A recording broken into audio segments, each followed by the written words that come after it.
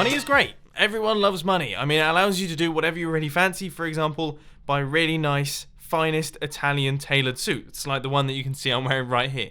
But of course, it's no good storing all of your money underneath your mattress. You're going to need some form of bank account.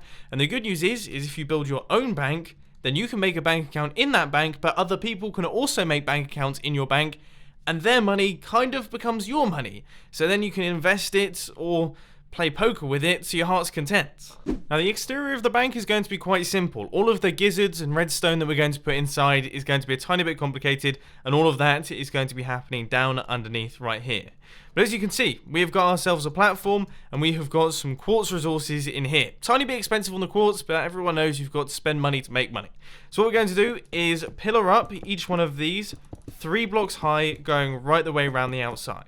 Next up, we're going to go to our front side, place in an iron door, and then we're going to have a pressure plate right there. That's how we're going to be getting into this place. And in the gap between the diorite and all of our pillars, we're going to place in a bunch of concrete going 3 blocks high up like this. And that should leave us with a 3x3 space in the center. It's not going to be a particularly big room in the center of the bank, but it's going to be big enough for everything that we need it for. So we're going to cover all of that up, and we should have something that looks a tiny bit like this.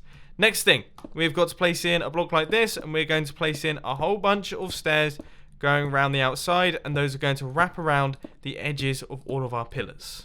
I mean, already things are beginning to take shape, but there are a few things left to do, namely the ceiling. Otherwise, on a rainy day, you're not going to have a particularly good banking experience. So we're going to place slabs over the top of all of our pillars like that to cover up that space, and that should be done nice and quickly. So that fills in that gap there, and this is looking considerably cooler already. And then all we have to do is just place a bunch of slabs on the roof just like that and cover up this entire area. And that is the exterior of the bank, pretty much all done and dusted. Now, if that doesn't look like the home of large bags of cash, I don't know what does. I mean, seriously, that is top notch.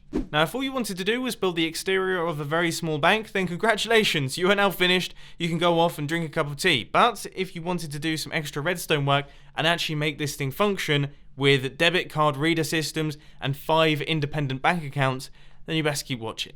Now, because we live in the 21st century, there isn't going to be any humans in this bank. Instead, it is going to be fully automated. So we're going to have a piston running across like this with a button up there. We're going to have a dispenser facing upwards, and then we're going to have a hopper facing straight down on this block right here.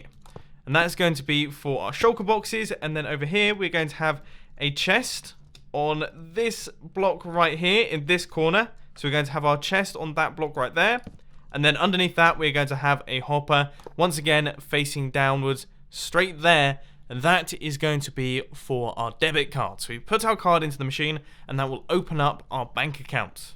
Stage 1 of the redstone process, hooking up the inputs for this chest right here. So we're going to go underneath this hopper, and underneath this pillar, and then all the way underneath this slab, and run hoppers going across just like that, and then hoppers running across like that. So we've got this nice L shape right here.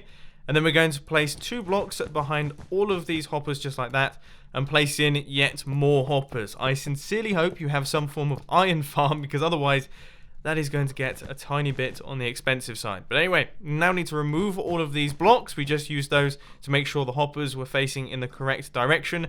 And we're going to take comparator outputs from all of these things. For those of you who haven't quite clocked on just yet, we're creating a mini sorting system. So this is exactly the same sorting system that we would often use to sort the items into your storage system, but instead of doing that, we are actually going to be detecting bank cards.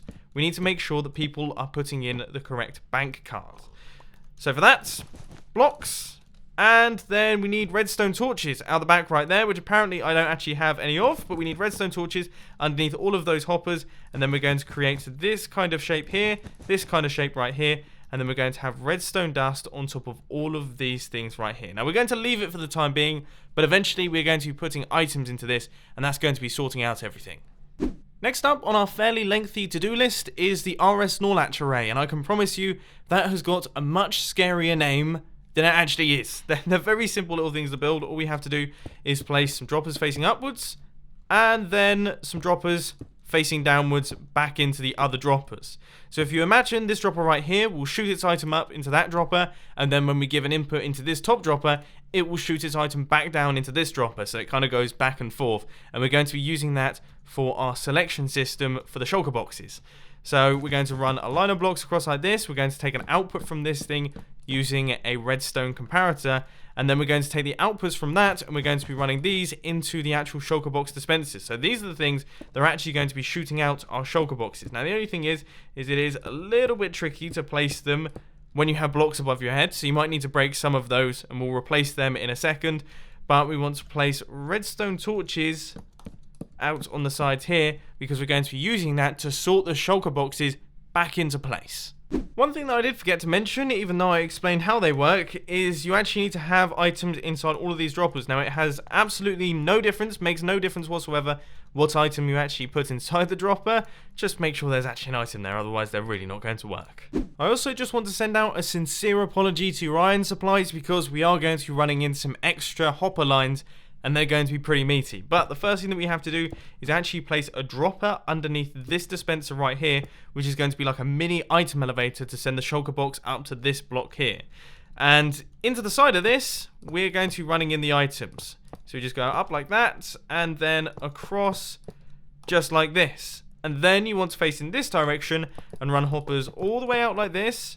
Run them all the way out the back right here. We're going to make sure that we have got one block gap between this dropper and the hopper line, and that's going to run across like this and then make its way into the side just like that. So there we go. That is actually all of the item transportation in theory done. Now we just have to do some of the logic circuits. But before you do any of that, you actually need to connect these hoppers into their droppers. Otherwise, it doesn't really do too much. It's amazing what the mind forgets, isn't it?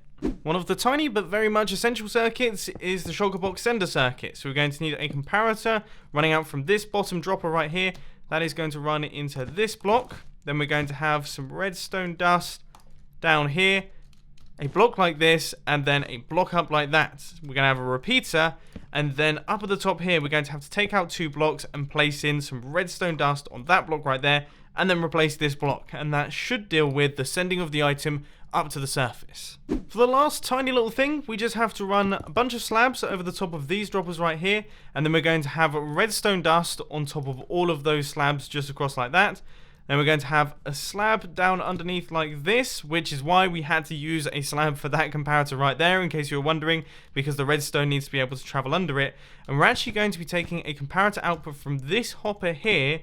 That's going to be going into a block with this redstone dust down here, and then we're going to take that output and just run it into that redstone line.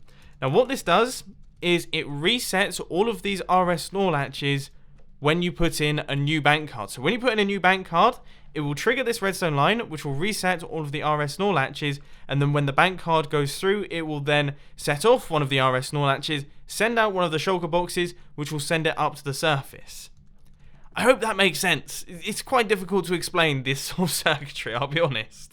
Time to start handing out all of the bank cards. Now each one of these bank cards has to be independent to the person that owns it. Now we've got 5 different bank accounts here, which means you have 5 different bank cards to give out to people. So for example, we're going to have Mr. Pink. We are going to have maybe Mrs. Orange. We'll have Dr. Light Blue, I guess. That will probably be a good one. And then maybe, I don't know, Sir Green.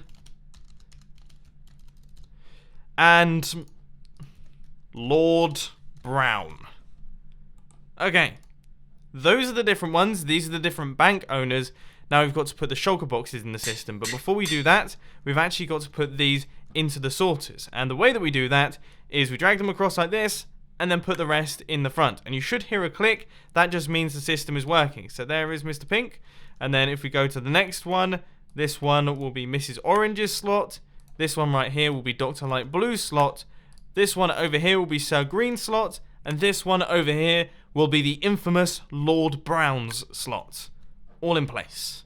One thing that I will just mention is to stop your sorting system from overflowing with leftover bank cards like this one. I would suggest putting some chests out the back just to make sure that they don't fill up this hopper and then fill up this hopper, which would in turn ruin the system. totally ruin the system, and you really don't want to ruin a banking system. That's a bad thing to ruin. So the final thing that you have to do is create the actual bank accounts themselves that correspond to these item hoppers here. So these are the item sorters, and this is Mr. Pink's item sorter. So when Mr. Pink puts in his bank card, which will be one of these, it will go through here, flow through the system, and activate this dropper right here, which will send his bank account up through the system and up onto the surface just like that. So you need to make sure that you have got a shulker box for every single person in the system. So there's Mrs. Orange, and there is Mrs. Orange's shulker box.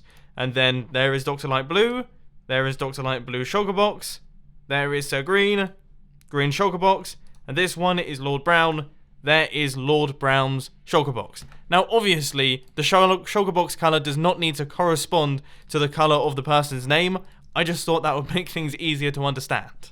So, let's give this thing its first test. We're going to grab Mr. Pink's bank card. We're going to put that into the system, and we should see that we will get access to Mr. Pink's bank account. So Mr. Pink can store things in here, he can do whatever he wants, he can keep all of his diamonds in there, or all of his elytra, whatever he really fancies. And once he's done with this bank account right here, and he wants to close it up, he hits this button, and there we go. That will send it back into the system, and it'll be sorted back in place. Now say for example, Mr. Pink comes back, and he wants access to his bank account once again. Mr. Pink will put his bank card in there, you'll hear a click, and then he will see his bank account will reappear, and boom, it has got all of the stuff in it. Brilliant, that is working. Hit the button, close the account, and then it gets sorted back into the system. But what if someone else comes along? For example, Sir Green comes along. There we go. And there we go. We have got Sir Green's shulker box. It has appeared. He has got a working bank account. He can also deposit his things in there. He will never have access to Mr. Pink's bank account because he doesn't have Mr. Pink's bank card. And then once he's done, he can close it all up. That will be sorted back into the system. We have to wait a little while it does its thing, but then someone else comes along 5 minutes later. For example, let's say Dr. Light Blue, they put their bank card into the system. We'll hear a click, and we have got ourselves access to the light blue bank accounts. And if we pop down to the bottom right here, we should still see that all of the shulker boxes are in the correct order. That's the light blue one, but everything else is totally fine. And if we send this back into the system, we will see that this one should drop into the correct place. It all works. We have got ourselves a fully functional bank account system. You can have all of your friends hooked up into the same different bank accounts. You can have one bank for your 5 friends. You can all have different bank cards and all have access to different resources in one building. Now I have to say, despite the fact that it's got dark, I don't know how that's come about, I am really, really happy with this thing. I really like this redstone system. I hope that you've enjoyed this little video. If you did, please be sure to hit that like button. And if you really loved it, then make sure to subscribe. But thanks for watching, guys. This has been Mumbo, and I'm out. I'll see you later. Oh, and as per usual, you should check out the latest film on the filming channel. It's pretty good.